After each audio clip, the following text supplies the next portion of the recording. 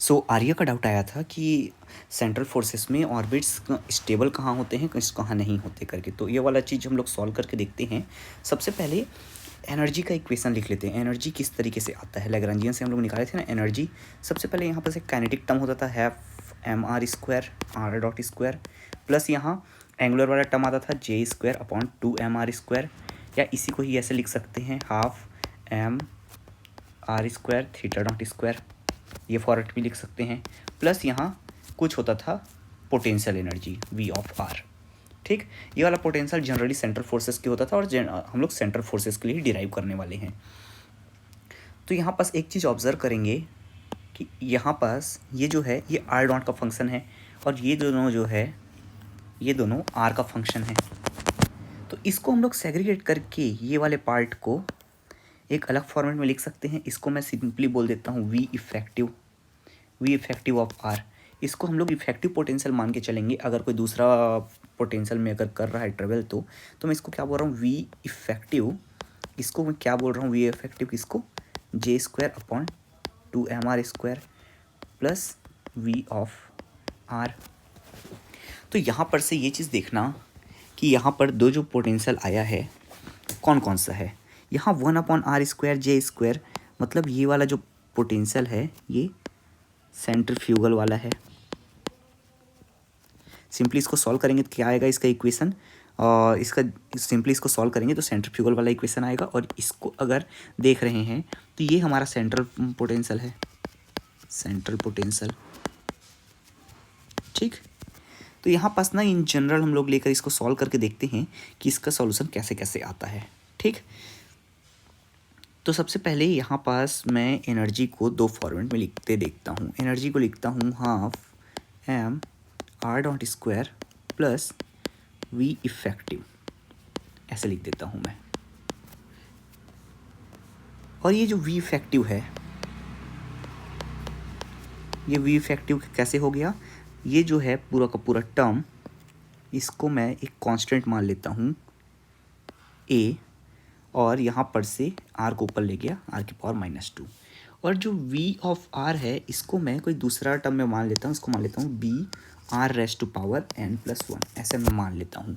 मैं n+1 क्यों मान रहा हूँ, क्योंकि n+1 मानूंगा तभी तो फोर्स को मैं प्रोपोर्शनल मान सकता हूँ आर की पावर, तभी तो मैं मान सकता हूँ फोर्स को आर की पावर n के प्रोपोर्शनल। मैं फोर्स को आर की पावर n के प्रोपोर्शनल मानना चाह रहा हूँ ताकि मैं जनरल केस डिराइव कर सकूँ। तो सिंपली मैं क्या किया, a raise to power plus b raise to power r की पावर n+1।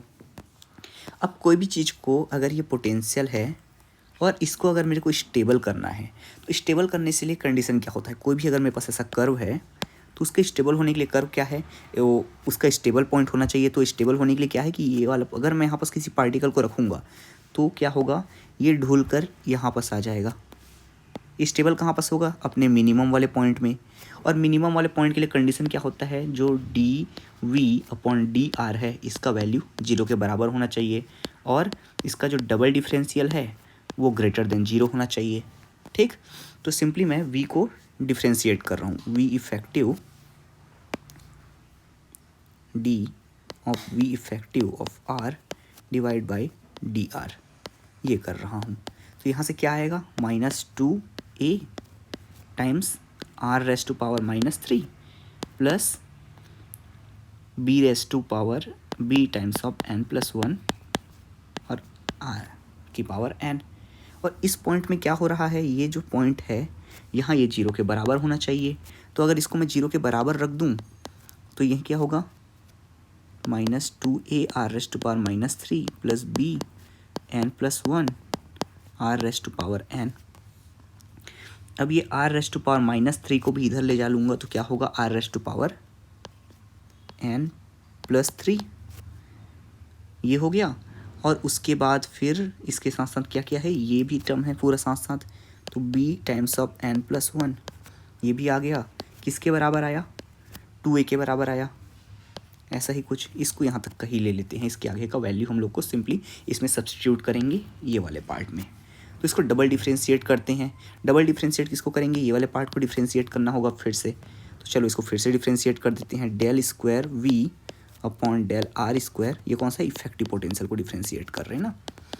तो इसको अगर मैं कर रहा हूँ तो -3 का क्या होगा, -3 आगे आएगा तो 6a r⁻⁻4 प्लस r⁻n है, तो यहाँ पर से इसको सिंपली कॉन्स्टेंट्स को मैं बाहर लिख रहा हूँ और r⁻n का n आगे और यहाँ पर से n-1। ठीक, अब इसमें से मेरे पास किस चीज़ का वैल्यू है, मेरे पास यहाँ 2a का वैल्यू है, तो मैं 2a का वैल्यू यहाँ पर सिंपली पुट कर देता हूँ। अच्छा, मेरे पास r⁻n+3 का भी वैल्यू है, तो मैं इसमें किसका वैल्यू पुट करूं, मेरे पास बेटर ऑप्शन ये है कि r⁻n+3 का वैल्यू पुट कर सकता हूं। तो n+3 का, तो मेरे को इसको n+3 बनाना पड़ेगा। सो इसको मैं bn+1 टाइम्स ऑफ n और r⁻, इसको n+3-4 ऐसे लिख दूं तो बन सकता है क्या। -1 को मैं क्या 3-4 लिख सकता हूँ, लिख सकता हूँ ना। तो ऐसे ही लिख रहा हूँ, तो फिर ये अल्टीमेटली कैसे लिखाएगा, bn⁻n+1 n r⁻n+3 times of r⁻⁻4 और यहाँ 6a r⁻⁻4, ये हो गया। सिंपली क्यों कर रहा हूँ, क्योंकि इसको इसी फॉर्मेट में लाना चाह रहा हूँ मैं, ये वाले फॉर्मेट में। तो अब क्या मेरे पास हुआ, bn+1 r⁻n+3 का वैल्यू ये 2a हो गया, तो 6a r⁻⁻4 प्लस ये वाला और ये वाला, ये सब मिलाकर क्या हो रहा है 2a times of n r⁻4। अब इसमें भी कॉमन क्या क्या है वो भी निकाल लेते हैं कॉमन। तो यहाँ से कॉमन क्या क्या है, 2a r⁻4 ये कॉमन है, और यहाँ से मैं क्या कॉमन निकाल सकता हूँ, यहाँ से 3 कॉमन है और यहाँ से n कॉमन है, ये है। एक इसका वैल्यू है del square v effective of r divide by del r square, इसका वैल्यू है। कंडीशन क्या है इसके मिनिमम पॉइंट होने के लिए, ये जो भी वैल्यू मेरे पास आया है ये ग्रेटर देन 0 होना चाहिए। ठीक, ये ग्रेटर देन 0 कब होगा, जब इसके पीछे का कुछ तो टर्म होना चाहिए। यहाँ पर देखो 2 कांस्टेंट है, 0 नहीं हो सकता, a कांस्टेंट है, 0 नहीं हो सकता। r कैसे है, ये कोई पार्टिकल है, उससे दूसरे पार्टिकल का डिस्टेंस है। ये m1 अगर है तो ये m1 से m2 का डिस्टेंस है, तो क्या ये डिस्टेंस 0 हो सकता है, बिल्कुल इधर का अगर बोल सकते हो, इधर का 0 होगा करके ऐसे बोलोगे तो। पर हम लोग क्या बोल रहे हैं, इससे दूसरे पार्टिकल का डिस्टेंस, तो मेरे को इससे पार्टिकल से जहाँ भी जा रहा है r का सिर्फ वैल्यू पॉजिटिव्स लेना है, तो ये भी पॉजिटिव ही होगा। तो अल्टीमेटली मेरे पास वेरिएबल क्या है ये, तो n,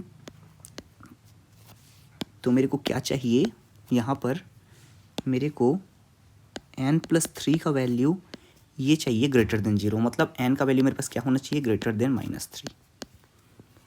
ठीक, मेरे पास ओरिजिनल फोर्स यहाँ पर से पोटेंशियल क्या लिया हूँ मैं, b,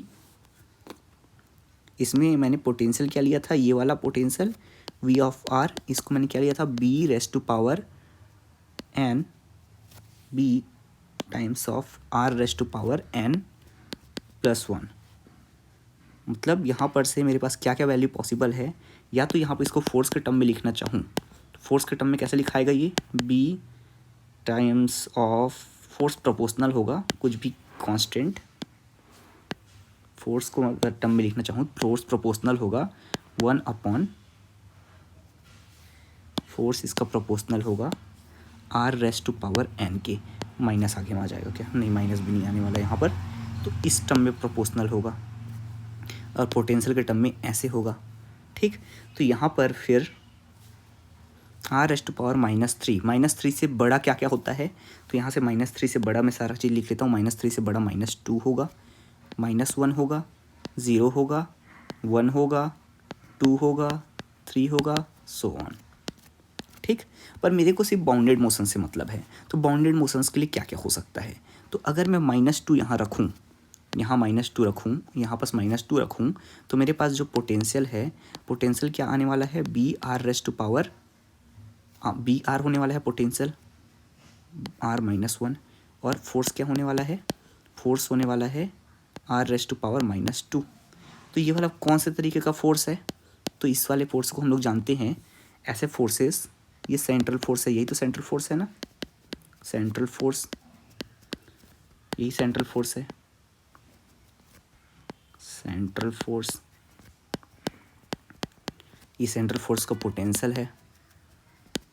ऐसा ही होता है ना, ये बी के जगह हम वैल्यू रख देते हैं G M M divide by R, यहाँ पास G M M divide by R square, इसी तरीके का ही तो है ये। तो यहाँ से ये एक चीज़ हो गया। दूसरा, अगर मैं -1 के लिए अगर मैं पुट करूँ तो -1 के लिए यहाँ से सिंपली पोटेंशियल का वैल्यू 0 हो जा रहा है, तो ये वाला वैल्यू नहीं ले सकता। 0 वाला वैल्यू लूँ तो यहाँ पर फोर्स का वैल्यू 0 हो जा रहा है, तो मैं 0 वाला वैल्यू भी रहने देता हूँ। अच्छा, 1 वैल्यू लेकर देखूँ तो 1 का वैल्यू लूँ तो 1 के लिए क्या हो जा रहा है, 1 के लिए ये वाला हम लोग किसके लिए किए थे, -2 के लिए किए थे। 1 के लिए क्या होगा, तो ये हो जाएगा BR⁻², ये हो गया पोटेंशियल का। और फोर्स क्या होगा, फोर्स मेरे पास होगा, फोर्स किसके प्रोपोर्शनल हो रहा है, फोर्स प्रोपोर्शनल हो रहा है आर के, मतलब F = कुछ कांस्टेंट टाइम्स ऑफ आर। ऐसा वाला भी हम लोग फोर्स जानते हैं, ये क्या है, हुक्स लॉ है। हुक्स लॉ किस वाले में होता है, ये F = वो SHM होता है, वो वाले में होता है। ये वाला भी हम लोग देख लिए हैं। तो यहाँ से मेरे को रफली यहाँ पर समझ आ गया है कि ये फोर्स का नेचर कैसे होने वाला है और ये पोटेंशियल का नेचर कैसे होने वाला है। पोटेंशियल कैसे होने वाला है, B/R, इसके प्रोपोर्शनल होने वाला है फोर्स। तो यहाँ पर से मैं इफेक्टिव पोटेंशियल को फिर से लिखता हूँ, यहाँ से इफेक्टिव पोटेंशियल ये क्या है, J²/2mR² प्लस B/R⁻1।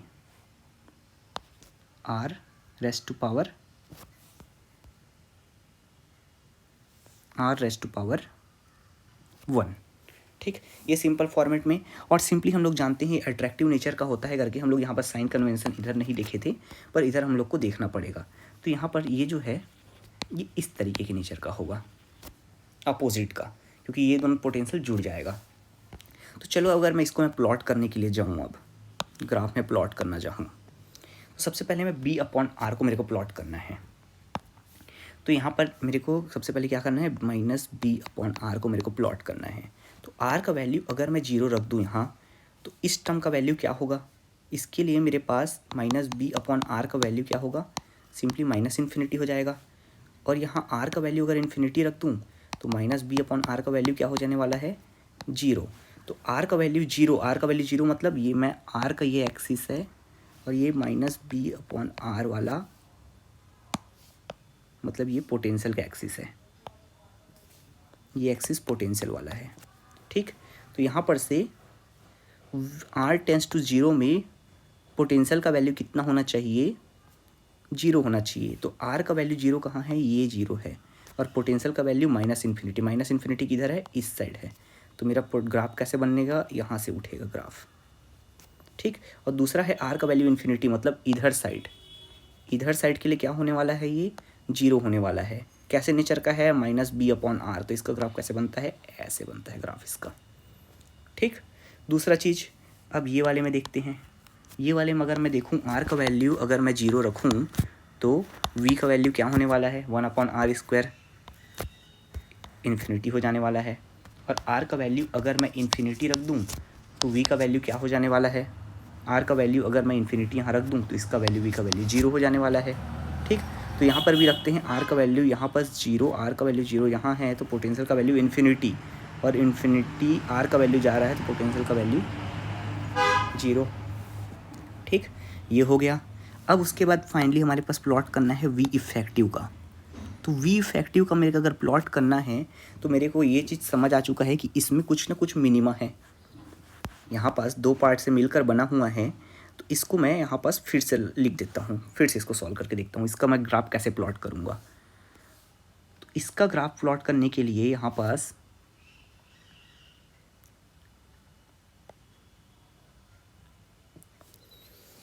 इसका ग्राफ प्लॉट करने के लिए कुछ इंपॉर्टेंट इन्फॉर्मेशन, ये जो है V इफेक्टिव ये क्या है, A times of R² minus B times of R, यही है। अच्छा, इसको मैं आर स्क्वायर को नीचे कॉमन ले लेता हूँ, minus B R divide by R square, ये ले लिया वी इफेक्टिव। ठीक, ये वाला जो पोटेंशियल है जीरो कब होगा? तो जीरो के लिए ये दो कंडीशन में जीरो हो सकता है। ये वाला कंडीशन जीरो कब होगा, ये जीरो कब होगा? तो इसके लिए दो कंडीशन हो सकता है। पहला कंडीशन ये है कि a minus B r equal to zero हो, मतलब आर का वैल्यू बी अपॉन ए हो जाए, तो जीरो हो सकता है। यहाँ आर का एक फाइनाइट वैल्यू है। दूसरा, ये वन अपॉन आर स्क्वायर है, ये जीरो हो जाए, मतलब आर का वैल्यू इन्फिनिटी हो जाए तो भी जीरो हो जाएगा ये पूरा पूरा पोटेंशियल। तो दो केसेस के लिए ये जीरो हो सकता है। ठीक, मतलब आर का कुछ फाइनाइट वैल्यू बी अपॉन ए, बी का वैल्यू क्या है जे स्क्वायर अपॉन 2m, और ए का वैल्यू क्या होगा जी एम एम, ये होगा।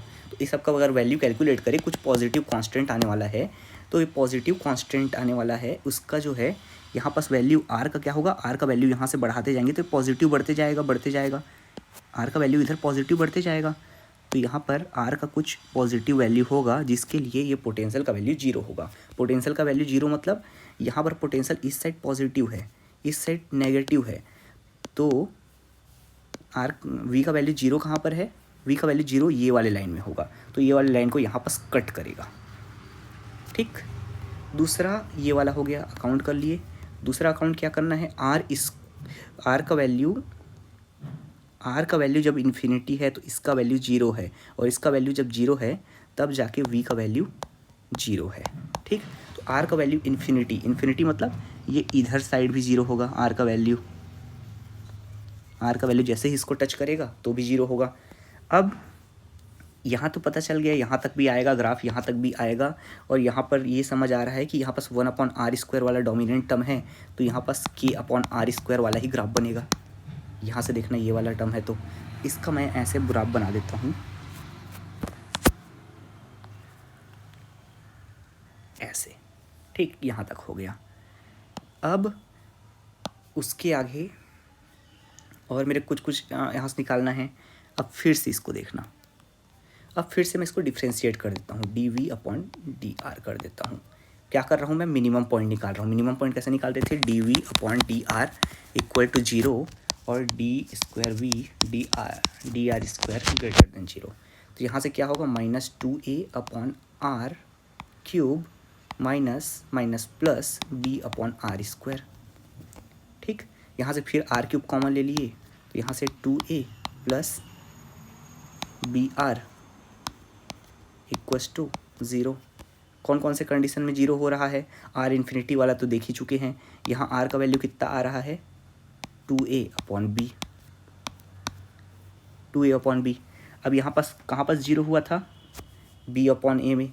अब यहाँ पास क्या यहाँ पास जीरो हो रहा है, ये 2a अपॉन बी।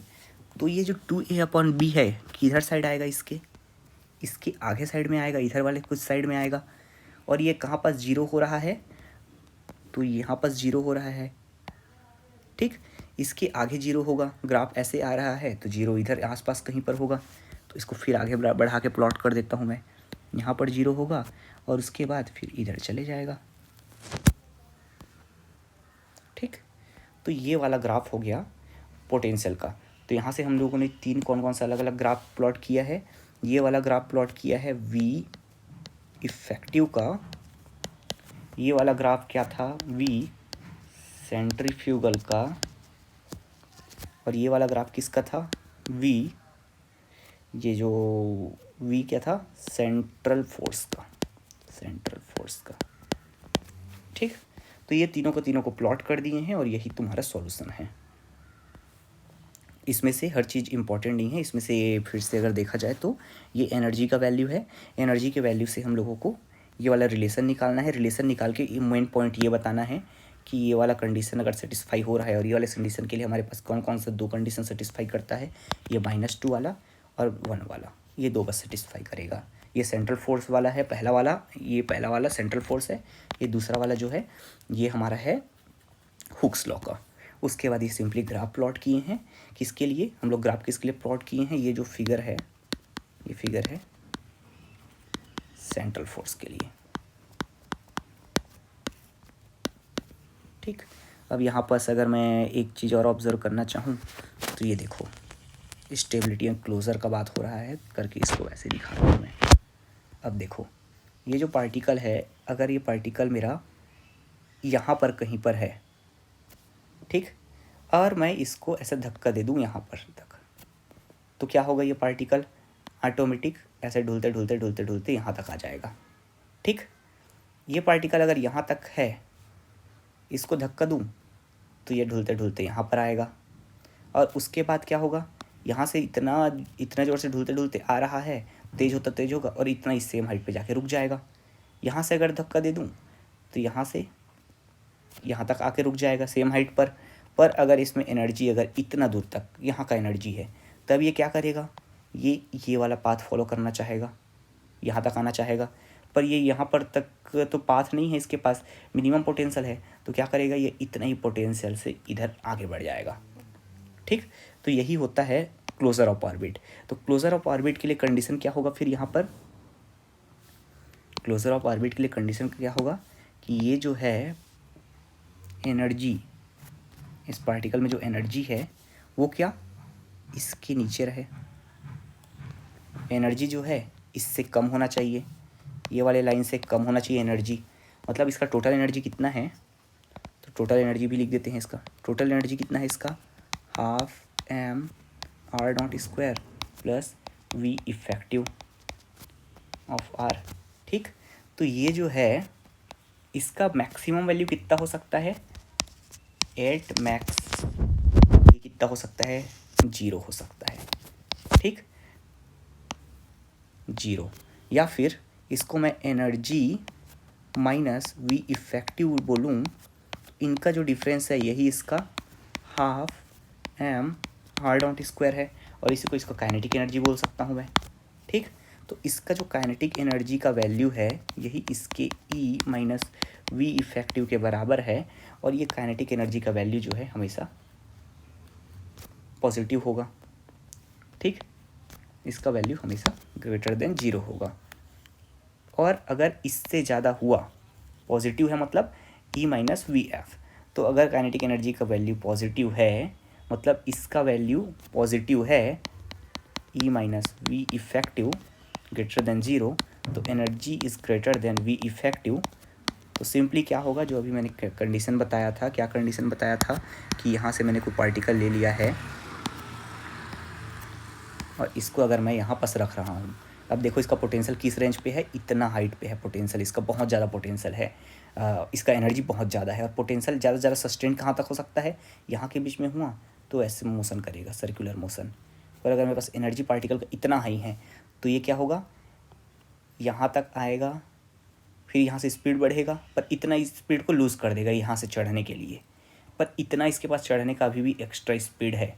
तो ये जो एक्स्ट्रा जो एनर्जी है वो कन्वर्ट किस में होगा, काइनेटिक एनर्जी में, और ये फुल स्पीड से ऐसा मोशन परफॉर्म करेगा, फुल स्पीड से ऐसा मोशन परफॉर्म करेगा। ठीक, तो यही कंक्लूड करते हैं, समझाने के हिसाब से बहुत लंबा हो गया ये वाला लेक्चर, पर ठीक है, इसमें से इंपॉर्टेंट पॉइंट देखकर लिख लेना। ये लेक्चर मोस्टली समझाने वाले पॉइंट ऑफ व्यू से था। ठीक।